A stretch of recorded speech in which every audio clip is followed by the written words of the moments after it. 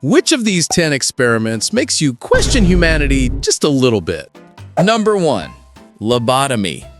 In the 1930s and 1940s, doctors literally pierced patients' skulls through the eye and messed with their brains. And this was considered legitimate treatment, people. Lobotomy was invented by Antonio Igas Moniz, who even won a Nobel Prize. The idea was to cut brain connections to cure mental illnesses. Walter Freeman popularized it in the United States, doing several per day. The procedure was brutal. He used an instrument like an ice pick, hammered it through the bone, and moved it around to destroy brain tissue. No proper operating room, no appropriate anesthesia. He even did them in a van traveling across the country. The results? Devastating. Patients became emotionless, without personality, many in vegetative states. President JFK's sister was lobotomized at 23 and was incapacitated forever. An estimated 40 to 50,000 people in the US alone. When psychiatric drugs emerged in the 1950s, they finally stopped, but thousands of lives had already been destroyed. Number 2. The Pit of Despair. Ever heard of Harry Harlow? In the 1970s, he created an isolation chamber shaped like an inverted V with metal walls. The name? Pit of Despair. Yeah, he literally called it that. Harlow placed baby monkeys inside for weeks, completely isolated. No light, no sound, no contact with anything. The V design prevented them from climbing or escaping. The results were horrible. After just days, the monkeys started rocking nonstop and hurting themselves. When they were taken out, they'd curl in fetal position, wouldn't eat, wouldn't interact with anyone. Most never recovered. Harlow said he was studying human depression, but even back then, people criticized heavily. The animals developed something like severe PTSD. Basically, he proved something we should already know. Total isolation destroys any mind. Number 3. Little Albert experiment. Are you afraid of something specific? Dogs, heights, the dark? John Watson in 1920 wanted to prove that phobias are learned, and he used a 9-month-old baby to do it. The baby was named Albert.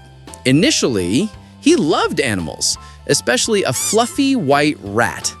Watson started making a loud, scary noise every time Albert touched the rat. The baby would get scared and cry. After just 7 times, Albert developed a fear of the rat. But it didn't stop there. He started being afraid of anything furry or white: rabbits, dogs, fur coats, even a Santa Claus mask. He'd panic instantly. Watson planned to reverse it, but Albert left the hospital before that. So the baby was left with these phobias, probably forever.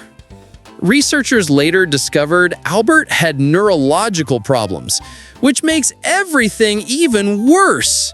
Watson never expressed regret. Number 4. The Stanford Prison experiment. In 1971, a psychologist named Philip Zimbardo turned Stanford's basement into a fake prison. He took 24 normal students and divided them into guards and prisoners. The experiment was supposed to last 2 weeks, but got shut down in 6 days. Want to know why?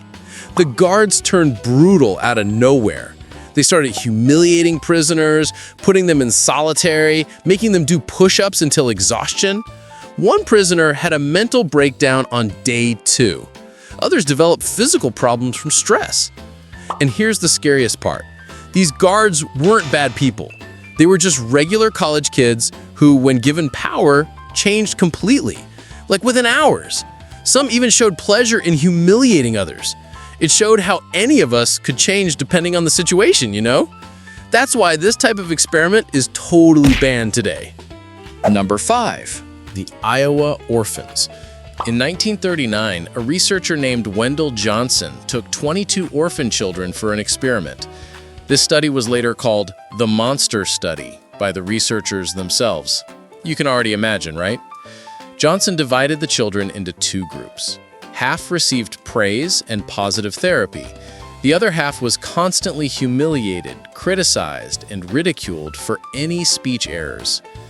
Children in the negative group developed severe problems. Several started stuttering, even without having stuttered before. Others stopped talking completely. They developed anxiety and fear of social interaction that lasted their entire lives. The University of Iowa hid this for decades. It only became public in the 2000s. In 2007, they apologized and paid almost $1 million to surviving victims. Johnson never published the full study, probably because he knew how wrong it had been. But the damage was already done. And since we're talking about the dark side of psychology, subscribing might just be the safest experiment you take part in today. Number 6. Lovaas autism experiments. In the 1960s and 70s, psychologist Ole Ivar Lovaas tried to cure autism using punishment and pain. His method, later known as applied behavior analysis, or ABA, involved shocking, slapping, and yelling at children as young as 3 to stop autistic behaviors like hand flapping or avoiding eye contact. Kids went through up to 40 hours a week of this, repetitive drills, no breaks, and punishment for any resistance. Many developed trauma and PTSD from the so-called therapy. Lovaas claimed almost 50% success, but later it turned out he manipulated results and ignored kids who didn't improve. Modern ABA says it's different now, but its roots came from experiments that basically tortured children in the name of normalization. Number 7. The Milgram experiment. Would you do something terrible just because an authority figure told you to? Stanley Milgram wanted to find out in 1961. He created an experiment where people thought they were giving real electric shocks to strangers. The setup was you were the teacher and had to shock the student every time they got an answer wrong. The shocks went from 15 to 450 volts. The student, who was an actor, faked screams, begged them to stop, and eventually went silent. A scientist just said, "Please continue, the experiment requires that you go on." And you know the result? 65% of people delivered the maximum shock, even hearing screams. Many were sweating, shaking, but still obeyed. This proved something heavy. Normal people can do horrible things when an authority takes responsibility. The participants weren't evil, just obedient. Many felt guilt after learning the truth. It's like that excuse, "I was just following orders." But the experiment showed that's actually real. Number 8. The third wave. Do you think it'd be easy to create a fascist movement today? In 1967, a teacher named Ron Jones proved it was, and in just 5 days. When students asked how Germans allowed Nazism, he decided to show them in practice. He started with strict discipline, upright posture, short responses. He created a special salute, a symbol, a wave, and the motto, "Strength through discipline." The students loved it. By day 2, they were already recruiting others. By day 3, they had membership cards and were reporting traitors.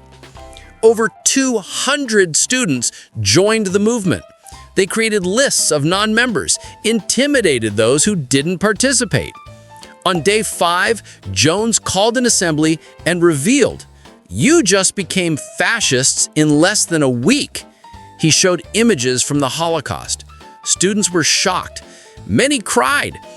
Jones never repeated this, and some students still carry that guilt today. Number 9. The David Reimer case. Imagine your parents making a decision about you as a baby that would change your life forever. That's what happened to David Reimer in 1965. At 8 months old, a medical error during a circumcision destroyed his genitals. His desperate parents sought out a psychologist named John Money, who believed gender was just social construction. Money convinced them to raise the boy as a girl, renaming him Brenda. It didn't work.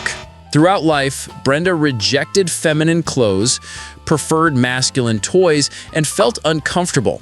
Money even forced them into very disturbing therapy sessions.